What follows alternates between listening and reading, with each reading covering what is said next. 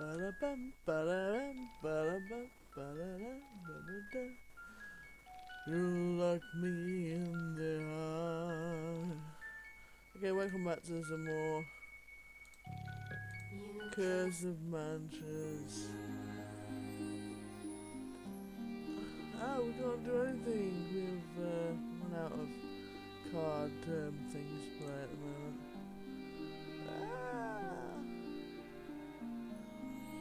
Okay. I'm almost afraid to approach Angel after our last interaction, but I want things to work between us. So I take a deep breath and knock on her door. The door moves silently as if the knock itself means I have permission. Still, I'm afraid to step into her temple. Angel, can we talk? Is there more for us to... Exhaling, I rub my forehead. It's like she wants me to fill in the blanks for her. And if that's what she wants, I can help. My music box waits for us to use. All I need is her. We can dive into her memories and find out more about what makes her tick, what makes her anger ignite. If you want to remember your past, we can explore it together. She doesn't answer. I can picture her stabbing over and over, forcing a picture from a needle and thread. What else is there to do, right, other than sewing? Angel's sigh echoes through her temple, and she appears before me. She rubs the back of her calf with her toe, as if that will soften the rejection that's obviously on her tongue. Not this time, at least. You did, thank you. To spend one day trying something new. What do you have to lose in the long run? She sighs, glances over her shoulder, and then moves forward. And across the distance between our homes, she smiles at the new designs inlaid in my door. I open it and grin, seeing as if it only squeaks once instead of screaming in protest this time. I walk her to the music box and wave at it dramatically. Say hello to your memories. All I have to do is open it and we get a glimpse of something. I shrug and stroke across the top. Angel's eyes glimmer and then she nods once. Her lips pursing slightly. More permission. I'm on a roll today, so I motion for her to stay calm until we go over what to expect. Her eyes seem unfocused the whole time, and a part of me knows she doesn't hear me. But she sees it when her memory takes over, swallowing us. It's a beautiful world, lush purple plants heavy and waxy with a sky that's a cross of orange and yellow, so vibrant and beautiful. Angel hops about collecting things. Her wings stretch, but her toes never leave the ground for long. Wow, your world is amazing. It is, I'm starting to remember a little now. See, nothing to be afraid. It's a fantasy land that Angel enjoys until she's grabbed. Thick hands force themselves on her, and then she's thrown into a cage. Her hands wrap around the bars, she shakes them and tries to talk to the shadowy people that are hauling her away from her paradise. Whoops, looks like I spoke too early. Angel flashes me a sharp look, but our attention is quickly diverted to the memory and the events unfolding before our eyes. The memory shifts, opening to a prison room. It's sparse and simple except for a missing wall that opens to a cliff. Angel walks to the edge and clings to the wall as she looks over the distant ocean crashing against the face of the cliff. She whimpers and backs away from the ledge. Her wings bristle as she sits and wraps her arms around her legs, looking out over the two stunned horizon with watery eyes. The loss, the defeat, and the grief in her eyes don't need words to be clear. As quick as the memory is, it fades away, leaving Angel and I staring at a blank wall. She turns to look at me with wide eyes. I can't imagine going through that. Angel looks at me, eyes sweeping over my body, then flicking to the music box like she's trying to understand what's going on and how we've gotten here. You were taken from your friends and family, really. You were taken from everything you knew. Nothing about that isn't easy or fair. Angel walks to me with a gentle smile. I appreciate your caring. You were so free and then you were stuck. It kind of feels like how we are now and you were alone. Angel nods and takes my hand gently. Here I have you even when we have problems. I just hope I don't die alone. I squeeze her hand and nod. alone in a strange prison would be horrible. Her eyes darken for a moment, then refocus on me.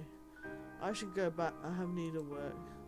I don't need her to finish a statement to understand. She needs to process, to sort out and recall more of the details she's learned here. I hold the front door open and she brushes her fingers over it. Getting better. At least I'm achieving something in limbo, right? She smiles and waves, running back to her home. I can't help but wonder who captured her and why. What could she have done to deserve a prison, especially a prison with a view? Angel turns around and she can feel the weight of my questions again to the back. We'll find out more next time. Bring the music box with you. There's a next time? Isn't there always? Nice cat pole thing. I reluctantly take out the music box. It feels normal in my hands, and I don't think it looks like anything out of the ordinary. It seems to be just that, a simple music box. I pause for a moment and look at Azaria. He is looking back at me with that familiar gaze, waiting for me to open the music box. His arms are folded across his chest as he tilts his head to the side in expectation. The closer I get to opening the box, the weirder I feel. At first, it really does seem normal, but now I'm not so sure. The material feels cool into my fingers and I hover my hand over it. I take my eyes off his ear and feel a deep nervousness overcome me again when I glance back at the box. I take a deep breath and finally open it. There's a bright light that suddenly spreads all around us, consuming everything in the room. It's so fast that neither of us can react before we're engulfed by an unknown force. The light-hearted music coming from the box fades away for a moment and then comes back a much louder sound than before. It's coming in and out, each time sounding more distorted. Azaria, I yell out, but there's no answer. I have to close my eyes to avoid being burned by the painful light. My hands are still holding the music box, and I'm clutching onto it for dear life. I don't really know why I don't let it go. I want to, I really do, because I have to look for Azaria even if I can't see anything. Each time I open my eyes I feel a sharp pain in my head. Then the thought comes to me, what if something bad happened? Before I'm able to delve deep into a series of negative thoughts, I suddenly see Azaria in front of me. The faint tune of the music box echoes through the area we find ourselves in. The sound is distant, but it's all around us at the same time. It's getting quieter as the seconds pass. It's creepy. Are you okay? I'm glad. She keeps silent. Azaria's eyes are set on something in the distance, something that has captured her full attention. Her lips are pursed in a frown. She takes a step closer. I follow suit, still clutching the music box. There is a castle in front of us. Its design is nothing like I've ever seen before. It is majestic, vast and alone.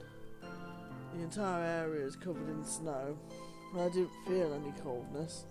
I look back, there's nothing there, just a mountain of snow and countless trees scattered all around. Most of them are covered in snow, hiding any green leaves that would have been able to be seen. It is windy. It doesn't take me long to realise that we found ourselves in the middle of a snowstorm. Tiny snowflakes roll upon us and through us. We're like ghosts. I touch the side of my face with my hand and don't feel so much as I decide to focus on Azaria instead. She has her hand extended as if she's trying to reach someone. There is the faint crying of a baby that replaces the eerie music coming from the music box. I walk next to her in order to take a look at what she's seeing. My eyes widen in surprise. The castle isn't there anymore. It vanishes into thin air, and we are pulled into a luxurious room, a bedroom that can only belong to royalty. There is a woman on the bed. She has long ashen hair and she wears a red robe with an intricate gold design that matches the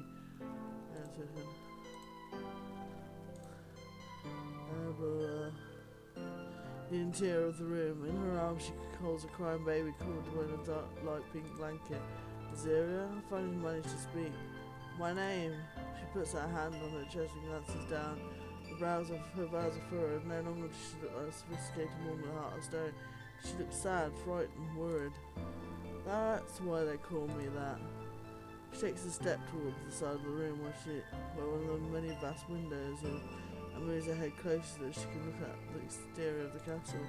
Nothing has changed. There's still a snowstorm outside. It doesn't look like it's about to go away anytime soon. I remember now. The voice is quiet and certain, and there is a sad smile that has made its way across her pale features. I have never seen this version of Azaria. Azaria means born from a snowstorm. My eyes widen in surprise. Finally, she's managed to get a hold of the fragments of her past. I can't help but smile, even if it pains me to see the way she tears up. She looks like she's about to cry any moment. I guess that's why you have such a cold personality, huh? My attempt at a joke is ignored. I feel awkward for a moment, but I shake my head to snap out of it and look down at the music box, murmuring a quiet thank you. I was a princess. My mother was the queen. She takes a step back and covers her mouth. But what happened? She begins nervously pacing around the room while keeping a safe distance between herself and the people from the past. I don't know how many hours passed. We arrived there during the night and now it's bright outside, but it only feels like it's been a few minutes, even though I know it isn't the case. The vision in front of us changes once more. We are pulled into a crowd of people. They're speaking a language I can't understand. It isn't snowing anymore. There is a tall tower in front of us. It is the highest one in the castle. I can see the baby Azura being held by two pale arms. The crowd claps and cheers in union, acclaiming the newborn, the future queen. I look at Azura to see her reaction. She isn't happy. She's frantically looking around, pushing through the crowd and looking at every single person, specifically at their faces. Before I have time to ask her what was going on, I see myself. Some of the bodies are dark apparitions. They have no face and are holding different weapons. It's terrifying. The more we go around and look, the more the faces people appear. At one point they have fully surrounded us. They get closer and closer until... Sorry, but I don't like crowds, especially crowds with faces of people, you know. I close the box. We're pulled back into our reality. Are you okay? I go over to her. She's still holding the box. She runs one of her hands across her face and shakes her head. Then she looks at me. Her eyes are dull and sad. Those shadows... It was like a bad omen. I fear what else I'll discover in my past. Like all of us. Oh, sorry. I'm sure the rest of our past were carefree. What? I mean, we all die badly, but sure, you're the only one that gets to complain. Why are you attacking me? Because I don't recognise you anymore, Zero. Where's the fierce, cold, fierce person I know? She's hurt by my words. My gut was to like to fire on her, but it looks like I failed. That she was lost in that snowstorm. I need to rest. I apologise, but I can't go on right now. It's just too much. I put my hand on her shoulder and give her a reassuring smile. It's okay, I understand. It wasn't even my memory and I felt overwhelmed. I can't imagine what it must have been like to be for you. She cancels away and purses her lips in a frown. Yes, I'd like to spend some more time alone if you don't mind. I need to think. Of course. And nod my head. Get some rest, then we'll continue later. Baby steps, right? She closes the door before I can see her reaction. Still, it feels odd to see the cold emotion as Azira looks so human and vulnerable. To be honest, I like this version of her.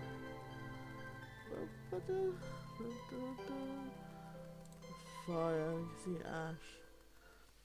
Even if Ash doesn't want my help, at least I need to state my case. That way I can say I tried. I knock on Ash's door and he opens the door easily. The clay red wheels are almost as welcoming as Ash himself. His black hair slides over his shoulder as he welcomes me in. Welcome back, dude. I'm surprised you're willing to talk to me. No blood here, just infinite time, plus you're good muse. I blink at him and shrug. If that's what ensures that I'm allowed to come back, I'll take it. I sit on Ash's couch and he joins me, tuning a guitar that's laid across his lap. I bite my lip, not sure how to start, but he sighs. You seem worried. If the worst has happened as far as you know, what's there to worry about? You, this conversation, the future, there's plenty to worry about. If you search for it. I'd rather search your memories. Ash chuckles, a smile softening his face and brightening his eyes as even as they scrunch. He settles back and shrugs. To what end? What do you mean? Why take a break from working on music? If you see something that I can't change, I don't mind being here. So, are you against looking back on things and the life you lived or the music you made? He rubs his chin at the statement and shrugs. I don't mind either way. It's not like I'm ashamed of anything I've done, but maybe you're right. It might help to remember some of the songs I used to write so I can make better riffs. If that's the idea that gets him to agree, then I'm happy to continue with that line of thought. Ash agrees to reviewing his memories and we get to work. His first memory surrounds us, sucking us into the past. A teenage version of Ash is an open and box in the living room. A little girl looks on with his parents. He rips through the cardboard and reveals a stunning guitar. It's made of polished mahogany that shines, his name carved elegantly at the bottom. He gasps and looks at his parents. I know he's shocked to receive something so nice considering how bad his grades are. Thank you, it's perfect. He strums across it, a huge smile radiating warmth. He plays a short melody and his parents, even if they're blurry, obviously praise him. His little sister, dark messy hair and all, approaches and stamps her foot. How come he gets one? I want one. You got a doll. I don't want the doll, it's for babies. Ash looks up from her but doesn't say anything. Eliza reaches out towards the guitar, fingers obviously sticky and covered in something, either food or paint or something in between. Ash's hands blurs, the smack is obvious. Eliza jerks her hand back and whimpers. Silence follows the crack of his hand on hers until he shakes his head, no apology in his eyes. Don't touch it, I just got it, Eliza. She tears up and runs away, obviously crying. Ash rolls his eyes and strums the guitar again, reading in the sound and the feel of the strings as they vibrate against his fingers. It's as if nothing happened at all between them. The parents don't seem to say anything, and the memory fades away, leaving us together in Ash's room. Wow. What a guitar. The guitar is beautiful. Ash grins and nods, relaxing as he leans against the wall. She was beautiful. I don't really remember the rest to know that it was a love at first sight with that guitar. It's written all over your face. I don't bother mentioning how it was also in the way it held the guitar like it was a delicate, fragile and deserved his attention and respect. Honestly, it made me feel a little warm just watching that much love radiate from him. It was like that with the music too. That guitar brought me so far, really. Started my affair with rock. His eyes, and I see the nostalgia and love, real love on his features. Then he shrugs and leads me to the main part of his house towards the front door. I'll be back soon. Then we can go a little further into your memories. Ash shrugs. Whatever you say, dude. You can at least act excited, or I don't know. Deal. I act like I don't know how I feel. He shoots me a relaxed smile and I roll my eyes and let myself out. It's time for some card battles. Save the game here. Battle level 2. Fire round. So here is water. Oh yeah, Kraken. Yeah. Right. Cool.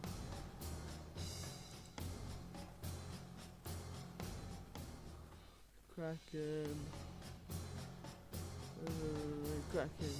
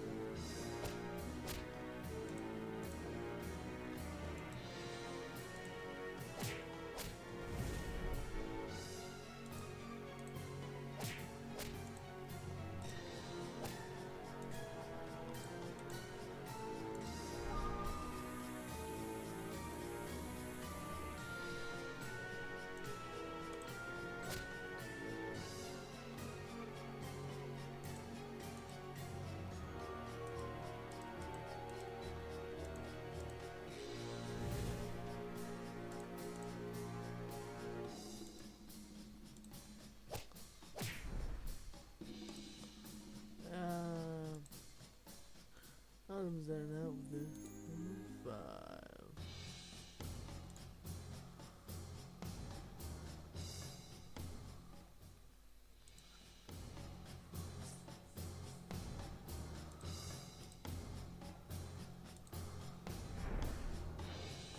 Let's see again. Very well, let's see how you do get my horde limps. Try not to burn your creatures too much.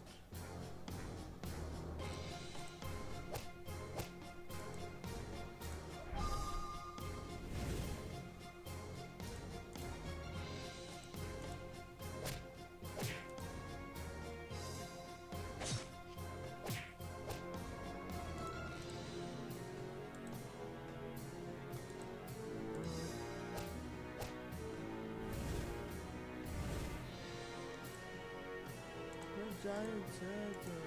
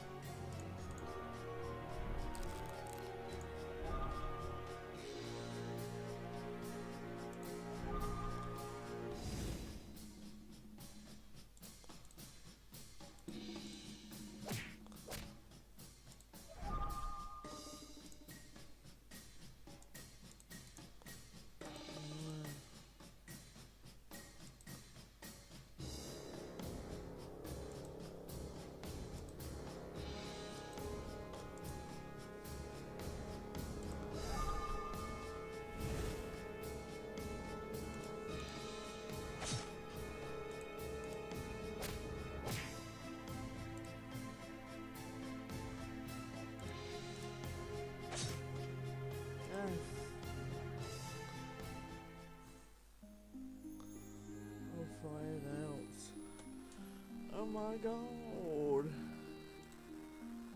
I think, you know, that'll be it this time. I think I've gone for a while. Join me next time, won't you, for more Curse of Mantras. Until then, have a nice day. Do whatever you do. Bye now.